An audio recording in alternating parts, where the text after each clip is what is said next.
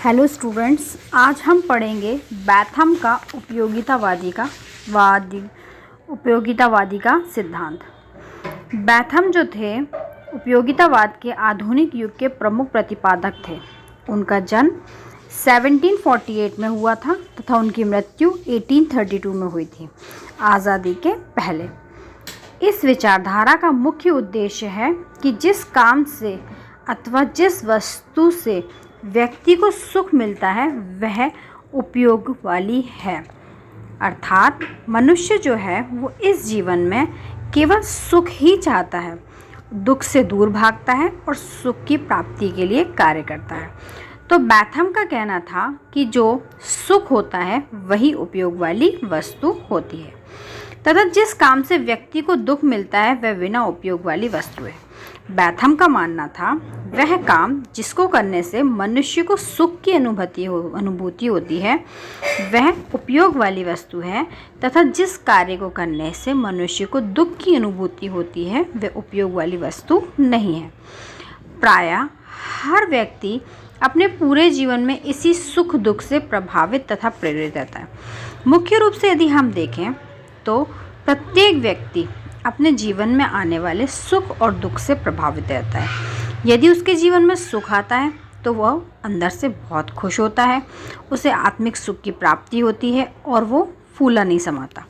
यदि उसी मनुष्य के जीवन में दुख आता है तो वो उदास हो जाता है, उसे अच्छा अनुभव नहीं होता और वो अच्छे से अपने जीवन को यापन नहीं कर पाता। तो मनुष्य का जो जीवन है वो सुख और दुख से प्रभावित होता है।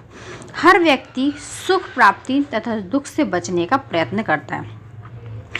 बच्चे से लेकर बूढ़े तक, अमीर से लेकर गरीब तक, हर व्यक्ति सुख की प्राप्ति का प्रयास करता है और दुख से बचने की कोशिश करता है। इस तरह उपयोगिता को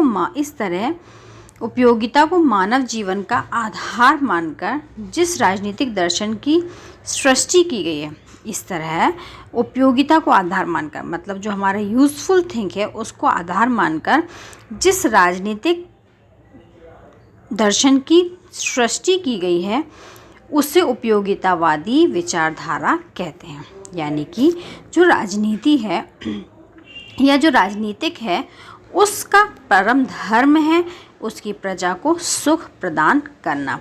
यदि उसकी प्रजा सुखी नहीं है तो उसके राज्य का कोई अर्थ नहीं है। इसी विचारधारा से मनुष्य के सब भौतिक कार्य इसी उपयोगिता अर्थात सुख दुख की संभावना से प्रेरित होते हैं। इसलिए मानवीय अनुभव पर आधारित होने के कारण इस सिद्धांत ने तत्कालीन ब्रिटेन में काफ़ी प्रभाव डाला। जब बैथम ने उपयोगितावादी का सिद्धांत बनाया उस समय ब्रिटिश सरकार का राज्य था और उनके इस सिद्धांत से ब्रिटिश सरकार पर बहुत प्रभाव पड़ा और उन्हें भी ये बात रियलाइज़ हुई कि सुख ही है जिसके पीछे मनुष्य पूरे जीवन भागता रहता है।